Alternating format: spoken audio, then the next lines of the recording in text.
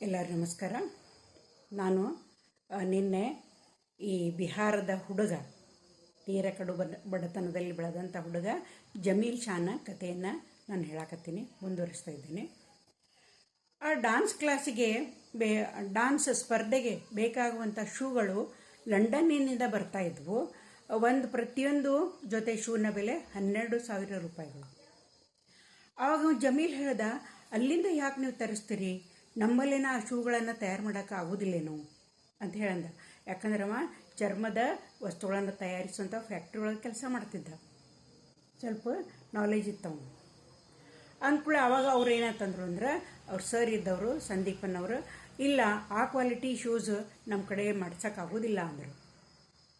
ಇಲ್ಲ, ನಾ ಪ್ರಯತ್ನ ಮಾಡ್ತೇನೆ ಅವ್ನು ಮಾಡೋಕೆ, ನಿಮ್ಮ ಕಡೆ ಇದ್ರೆ ಒಂದು ಬೂಟ್ ಕೊಡ್ರಿ ಅಂತಂದು ಹೇಳ್ದೆ. ಆಗ ಅವರು ಒಂದು ಶೂ ಅನ್ನು ಅವ್ಗೆ ಕೊಟ್ಟರು. ತನ್ನ ಮನೆಗೆ ತೊಗೊಂಡು ಹೋಗು.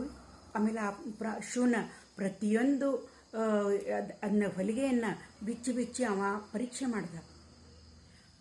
ಮಾಡಿ ಏನು ಮಾಡ್ದ ಅಂತಂದ್ರೆ, ಕಚ್ಚಾ ವಸ್ತುಗಳನ್ನು ತೊಗೊಂಡು ಬಂದು ಆ ಶೂಗಳನ್ನು ತಯಾರು ಮಾಡಿ ಸರ್ ಕಡೆ ಹೋದ. ಮರ್ದನೇ ದಿನ ಗುರುಗಳ ಕಡೆ ಹೋದ, ನಾ ಶೂ ತಯಾರು ಮಾಡೇನಿ ನೋಡ್ರಿ ಅಂತೇಳಿ. ಅವರು ಇದು ಎದಕ್ಕೂ ಉಪಯೋಗ ಇಲ್ಲ ಅಂತಂದು ಹೇಳಿ ತಿರಸ್ಕಾರ ಮಾಡಿಬಿಟ್ಟು ಮತ್ತೆ ಮನೆಗೆ ಹೋಗೋದು. ಪ್ರತಿದಿನ ಮತ್ತೆ ಬೇರೆ ಕಚ್ಚಾ ವಸ್ತುಗಳನ್ನು ತರೋದು, ಶೂಗಳನ್ನು ತಯಾರು ಮಾಡೋದು, ಮತ್ತೆ ಮರುದಿನ ಅವ್ರಿಗೆ ತೋರಿಸೋದು. ಇದೇ ರೀತಿ ಮಾಡಿದ. ಪ್ರತಿ ಸಲನೂ ಅವರು ತಿರಸ್ಕಾರವನ್ನು ಮಾಡ್ತಾಯಿದ್ರು. 6 ಸಲ ಈ ರೀತಿ ಮಾಡಿದಾಗ ಅವರು ಒಂದು ಗುಟ್ಟನ್ನು ಹೇಳಿದರು. ಏನಂತಂದ್ರೆ, ಈ ಶೂಗಳೇನದಾವಲ್ಲ ಸಾಕ್ಸ್ಗಿಂತ ಕೇವಲ 20 ಗ್ರಾಮ್ ಅಷ್ಟ ಹೆಚ್ಚಿಗೆ ತೂಕ ಇರಬೇಕು ಅಂತ ಹೇಳಿದರು. ಈ ಸಾಕ್ಸ್ಗಿಂತ ಕೇವಲ 20 ಗ್ರಾಮ್ ಅಷ್ಟೇ ಇರಬೇಕು. ಆವಾಗ ಈ ಗುಟ್ಟು ಅವ್ನಿಗೆ ಗೊತ್ತಾತಲ್ಲ, ತನ್ನ ರೂಮಿಗೆ ಬಂದು ಹಗುರವಾದಂಥ ವಸ್ತುಗಳನ್ನು, ಆ ಧಾರಾವಿಯೊಳಗೆ ಸಾಕಷ್ಟು ಕಚ್ಚಾ ವಸ್ತು ಸಿಗ್ತಿದ್ವು, ಆ ವಸ್ತುಗಳನ್ನು ತಗೊಂಡು ಅವ ಏನಂತಂದ್ರೆ ಶೂಗಳನ್ನು ತಯಾರು ಮಾಡಕತ್ತ. 14ನೇ ಸಲ ಪ್ರತಿದಿನ ಫೇಲ್ ಹಾಕಿದ್ದವು. 14ನೇ ಸಲ ಅವನು ತಯಾರು ಮಾಡಿದಂಥ ಶೂಗಳು ಅವ್ರಿಗೆ ಭಾಳ ಮನಸ್ಸಿಗೆ ಬಂದವು. ಸಂದೀಪ್ ಸಪೂರ್ಕರ್ ಅವ್ರಿಗೆ ಅವ್ರು ಹೇಳಿದರು, ಇಂಥ ಉತ್ಕೃಷ್ಟವಾದಂಥ ಶೂಗಳನ್ನು ನೀ ತಯಾರು ಮಾಡಿದ್ವಿ, ಇನ್ನು ಮುಂದಿನ ಡಾನ್ಸ್ ಪ್ರೋಗ್ರಾಮ್ಗೆ ಈ ಶೂಗಳನ್ನು ಬೇಕು. ಇವುಗಳನ್ನು ನೀ ಏನು ಮಾಡು ಅಂದ್ರೆ 18 ಜೊತೆ ಶೂಗಳನ್ನು ನೀ ತಯಾರು ಮಾಡು ಅಂತ ಹೇಳಿದರು. ಆಮೇಲೆ ನೀ ಎಷ್ಟು ರೇಟ್ ಹೇಳ್ತಿ, ನಾ ಅಷ್ಟು ರೇಟ್ ಕೊಡ್ತೇನೆ ಅಂತ ಹೇಳಿದ ಕೂಡಲೇ ಆವಾಗ ಅವ ಏನು ಹೇಳ್ದ ಅಂತಂದ್ರೆ, ಕೇವಲ 2,000 ರೂಪಾಯಿಗೆ ಒಂದು ಜೊತೆ ಶೂಗಳನ್ನು ನಾ ಮಾಡ್ತೇನೆ ಅಂತ ಹೇಳ್ದ. ನೋಡ್ರಿ, ಲಂಡನ್ನಿಂದ 12,000 ರೂಪಾಯಿಗಳಿಗೆ ಒಂದು ಶೂವನ್ನು ಖರೀದಿ ಮಾಡ್ತಿದ್ರು. ಈತ ಅದೇ ರೀತಿಯ ಶೂಗಳನ್ನು ಕೇವಲ 2,000 ರೂಪಾಯಿಗೆ ಮಾರಾಕ ತಯಾರದಲ್ಲ. ಆಯ್ತಪ್ಪ ಮಾಡು ಅಂತಂದು ಹೇಳಿ ಸ್ವಲ್ಪ ಅಡ್ವಾನ್ಸ್ ಕೊಟ್ಟು ತನ್ನ ರೂಮಿಗೆ ಬಂದ. ಕೊಳಗೇರಿಯ ಕೆಲವೊಂದು ಹುಡುಗರನ್ನು ಕರ್ಕೊಂಡವ, ಕೆಲಸಕ್ಕೆ ಕರ್ಕೊಂಡು ಸಣ್ಣ ಪುಟ್ಟ ಕೆಲವೊಂದು ಯಂತ್ರಗಳನ್ನು ತೊಗೊಂಡು ಬಂದು ಆ ಶೂಗಳನ್ನು ತಯಾರು ಮಾಡ್ದ. ಅವ್ರಿಗೆ ಭಾಳ ಖುಷಿ ಆಯ್ತು. ಅತಿ ಉತ್ಕೃಷ್ಟವಾದಂಥ ಶೂಗಳನ್ನು ತಯಾರು ಮಾಡಿದ್ದ. ತನ್ನ ಉಳಿದಂಥ ಎಲ್ಲ ಡಾನ್ಸ್ ಕ್ಲಾಸ್ನವ್ರಿಗೆ, ಅವರೆಲ್ಲರಿಗೂ ಕೋಚ್ಗಳಿಗೆ ಅವ್ರು ಫೋನ್ ಮಾಡಿ ಹೇಳಿದರು, ನಮ್ಮ ಹುಡುಗ ಇಷ್ಟು ಒಳ್ಳೆಯ ಶೂಗಳನ್ನು ತಯಾರು ಮಾಡ್ಯಾನ ಕೇವಲ 2,000 ರೂಪಾಯಿಗೆ. ಅಂದ್ಕೂಳೆ ಅವರು ಬಂದ ಶೂಗಳನ್ನು ನೋಡಿದ್ರು. ಎಲ್ಲರೂ ಆರ್ಡರ್ ಕೊಡಕತ್ತರು, ನಮಗೆ ಒಂದು 20 ಜೊತೆ ಕೊಡು, ನಮಗೊಂದು 25 ಜೊತೆ ಬೇಕು. ಈ ರೀತಿ ಎಲ್ಲ ಕಡೆಯಿಂದ ಆರ್ಡರ್ಗಳು ಬರಾಕತ್ತು. ಇದು 2005ನೇ ಇಸ್ವಿ ಒಳಗೆ ಇದೆಲ್ಲ ಆಗಿದ್ದು. ಆ ನಂತರ ಏನಾಯ್ತು ಅಂತಂದ್ರೆ, ತನ್ನ ಮನೆ ಸಣ್ಣದಿರ್ತದು. ಆವಾಗ ಒಂದು ದೊಡ್ಡದಾದಂಥ ಸ್ವಲ್ಪ ಹೆಚ್ಚಿಗೆ ವಿಸ್ತಾರವಾದಂಥ 1-2 ಮನೆಗಳನ್ನು ತಗೊಂಡ. ಅಲ್ಲಿದ್ದ ಮನೆಗಳನ್ನು ಎಲ್ಲ ಬಾಡಿಗೆ ಹಿಡ್ದ. ಮತ್ತೆ ಒಂದಿಷ್ಟು ಮಕ್ಕಳನ್ನು ಅವ್ರನ್ನ ಹುಡುಗರನ್ನೆಲ್ಲ ಕರ್ಕೊಂಡ. ನಾನು ನಿಮ್ಗೆ ಸರಿಯಾದ ಸಂಬಳ ಕೊಡ್ತೀನಿ, ಬರ್ರಿ ಶೂಗಳನ್ನು ತಯಾರು ಮಾಡೋಣ ಅಂತಂದು ಹೇಳಿ. ಆ ನಂತರ ಅವರೆಲ್ಲರ ಸಹಾಯದಿಂದ ಅವನೇನು ಅಂತಂದ್ರೆ ಎಲ್ಲ ಕಡೆಯೂ ಶೂಗಳನ್ನು ಕಳ್ಸಕತ್ತವ. ಒಳ್ಳೆ ವ್ಯಾಪಾರ ಆತವಂಗೆ, ಸಿಕ್ಕಾಪಟ್ಟೆ ಲಾಭ ಬರಾಕತ್ತು. ಈ ಸಲ ಅವ್ನು ಜಾಣಾಗಿದ್ದ. ಯಾಕಂದ್ರೆ ಹೋದ ಸಲ ಯಾರನ್ನೋ ನಮ್ಗೆ 25,000 ರೂಪಾಯಿ ಕಳ್ಕೊಂಡಿದ್ನಲ್ಲ, ಈಗ ಏನು ಮಾಡಕತ್ತ ಅಂದ್ರೆ ಆ ಹಣವನ್ನು ಒಂದು ಬ್ಯಾಂಕಿನೊಳಗೆ ಇಟ್ಟುವಂತ ಬಂದ. ಆ ನಂತರ 2007ನೇ ಇಸ್ವಿ ಒಳಗೆ ಅಂದ್ರೆ ಈ ಶೂಗಳನ್ನು ತಯಾರು ಮಾಡಿದಂಥ 2 ವರ್ಷಕ್ಕೆ ಒಂದು ಸಲ ಪ್ರಿಯಾಂಕಾ ಚೋಪ್ಡಾನಿಂದ ಫೋನ್ ಬಂತು. ನೀವು ಭಾಳ ಚಲೋ ಶೂಗಳನ್ನು ಮಾಡ್ತೀರಂತ ನನಗೂ ಒಂದು ಜೊತೆ ಮಾಡಿಕೊಡ್ರಿ. ನಾನು ನೀವೆಲ್ಲರೂ ಏನು ಕೊಡ್ತಾರಲ್ಲ ಅದಕ್ಕಿಂತ 2 ಪಟ್ಟು ನಾನು ಹಣ ಹೆಚ್ಚಿಗೆ ಕೊಡ್ತೀನಿ ಅಂತ ಫೋನ್ ಮಾಡಿದ್ರಿ.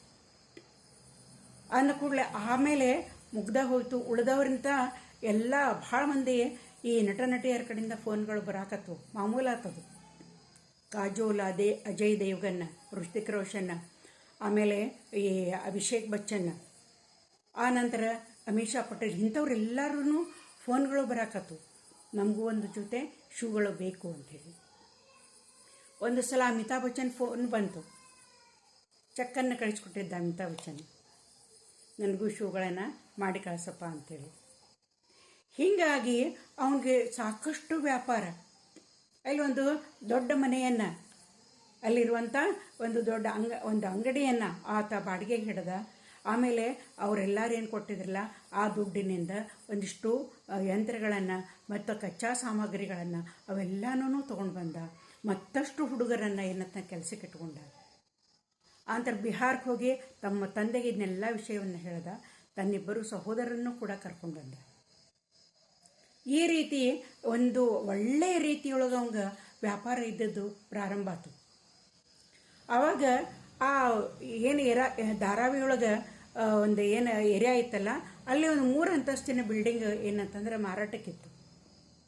ಆವಾಗ ಅದನ್ನು ತೊಗೊಂಡ್ರೆ ಭಾಳ ಚಲೋ ಆಕೈತಿ, ಆಯಕಟ್ಟಿನ ಸ್ಥಳ ಐತಿ, ನನ್ನ ವ್ಯಾಪಾರಕ್ಕೆ ಭಾಳ ಅನುಕೂಲ ಆಕೈತಿ ಅಂತಂದು ಹೇಳಿ ಆತ ಅಲ್ಲಿ ಒಂದು ಬ್ಯಾಂಕಿಗೆ ಹೋದ. ಬ್ಯಾಂಕಿಗೆ ಹೋಗಿ ಅವ್ರಿಗೆ ಏನಂತಂತಂದ್ರೆ ನನಗೆ ಸಾಲ ಕೊಡ್ರಿ, ಹಿಂಗೆ ನಾನು ತೊಗೊಳೋದೇನಿ ಅಂತ ಹೇಳ್ದೆ. ಬ್ಯಾಂಕಿನವರು ಏನಂತಂದು ನಿರಾಕರಿಸಿಬಿಟ್ರು. ಏನಾದರೂ ಅಡ ಇಡಬೇಕು, ನಾವು ಯಾವ ಗ್ಯಾರಂಟಿ ಮೇಲೆ ಕೊಡೋಣ ಅಂತೇಳಿ. ಆನಂತರ ಅವ್ರ ಮ್ಯಾನೇಜರ್ ಕೇಳಿದರು, ಇಷ್ಟೊಂದು ದುಡ್ಡನ್ನಿಗೆ ಎದಕ್ಕೆ ಬೇಕಾಗೈತಿ ಅಂದ್ಕೂಡಲೇ ಅವೆಲ್ಲ ಹೇಳ್ದ, ನಾ ಹಿಂಗೆ ಶೂಗಳನ್ನು ತಯಾರು ಮಾಡಕತ್ತೇನೆ ಅಂತಂದು ಹೇಳಿ ಆ ಚೆಕ್ಗಳೇನು ಕಳಿಸಿದ್ರಲ್ಲ ಅಮಿತಾಬ್ ಬಚ್ಚನ್, ಈ ಎಲ್ಲ ಋತಿಕ್ ರೋಷನ್, ಇವರೆಲ್ಲ ಏನಿದ್ವಲ್ಲ ಪ್ರಿಯಾಂಕಾ ಚೋಪ್ರಾ, ಇವರೆಲ್ಲ ಚೆಕ್ಗಳನ್ನು ತೋರಿಸಿದವನು. ಇವರೆಲ್ಲರಂಗೆ ಆರ್ಡರ್ ಕೊಡಾಕತ್ತಾರೆ ನೋಡ್ರಿ. ಆ ಚೆಕ್ಗಳನ್ನು ಏನು ನೋಡ್ದ ಮ್ಯಾನೇಜರು, ಅವು ಎಷ್ಟು ಹೇಳ್ತಾನೆ ಅಷ್ಟು ಲೋನನ್ನು ಸ್ಯಾಂಕ್ಷನ್ ಮಾಡಿಸ್ಬಿಟ್ಟ. ಹೀಗಾಗಿ ಆ 3 ಅಂತಸ್ತಿನ ಒಂದು ಅಂಗಡಿಯನ್ನು ಆತ ಖರೀದಿ ಮಾಡಿದ. ಆ ನಂತರ ಅವನು ಹಿಂದಿರುಗಿ ನೋಡೋದು ಪ್ರಮೇಯವೇ ಬರಲಿಲ್ಲ. ಆತ ಕೆಲವು ವರ್ಷಗಳಲ್ಲಿ, ಅಂದರೆ ಅವನು ಮುಂಬೈಗೆ ಬಂದ ಒಂದು 20 ವರ್ಷಗಳಲ್ಲಿ ಒಂದು 10 ದೇಶಗಳಿಗೆ ಅವನ ಶೂಗಳಿದ್ದದ್ದು ರಫ್ತಾಗ್ತವೆ ಭಾರತದಿಂದ. ವಿದೇಶಗಳಲ್ಲಿಯೂ ಕೂಡ ಬೇಡಿಕೆ ಇದ್ದದ್ದು ಪ್ರಾರಂಭ ಆಗೈತಿ. ಆಮೇಲೆ ಇಲ್ಲಿ ನಮ್ಮ ಭಾರತದೊಳಗೆ ಎಷ್ಟೋ ಈ ಡ್ಯಾನ್ಸ್ ಕ್ಲಾಸ್ಗಳು ಅವನಿಗೆ ಆರ್ಡರನ್ನು ಕೊಡ್ತಾರೆ. ಆನಂತರ ಅನೇಕ ಜನ ಈ ಪಾಪ್ ಸಿಂಗರ್ಗಳು ಆತನ ಫ್ಯಾನ್ಗಳಾಗಿರು. ಒಂದು ಬಿಹಾರದಿಂದ ಬರಿಗಾಲಲ್ಲಿ ಬಂದಂಥ ಹುಡುಗ, ಅವನು ಚಪ್ಪಲು ಇರಲಿಲ್ಲ ಬಂದಾಗ, ಬರಿಗಾಲಲ್ಲಿ ಬಂದಂಥ ಹುಡುಗ ಇಷ್ಟೆಲ್ಲ ಸಂಘರ್ಷಗಳನ್ನು ಎದುರಿಸಿ ಏನಂತಂದ್ರೆ ಇವತ್ತು ಕೋಟ್ಯಾಧೀಶನಾಗ್ಯಾನ. ಅವನು ಕೋಟಿಗಟ್ಟಲೆ ಅವನದು ವ್ಯಾಪಾರ ಇದ್ದದ್ದು ನಡೀತಾ ಇತ್ತು. ಎಷ್ಟೋ ಜನ, ಸಾಕಷ್ಟು ಜನ ಅವನಲ್ಲಿ ನೌಕರಿಯನ್ನು ಮಾಡ್ತಾಯಿದ್ದಾರೆ.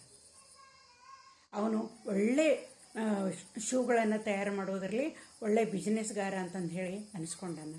ಇದು ಒಬ್ಬ ಅತ್ಯಂತ ಬಡ ಕುಟುಂಬದಲ್ಲಿ ಹುಟ್ಟಿದಂಥ ಒಬ್ಬ ಹುಡುಗನ ಕಥೆ. ಈ ಕಥೆ ನಿಮ್ಗೆ ಹೆಂಗೆ ಅನ್ನಿಸ್ತು ಅಂತಂದು ಹೇಳಿ ನೀವು ಹೇಳ್ರಿ. ಇವನ ಸಾಧನೆಗೆ ಒಂದು ಸೆಲ್ಯೂಟ್ ಕೊಡೋಣ ನಾವು. ಮತ್ತೆ ನಾಳೆ ಮತ್ತೊಂದು ಕಥೆಯನ್ನು ಹೇಳ್ತೇನೆ.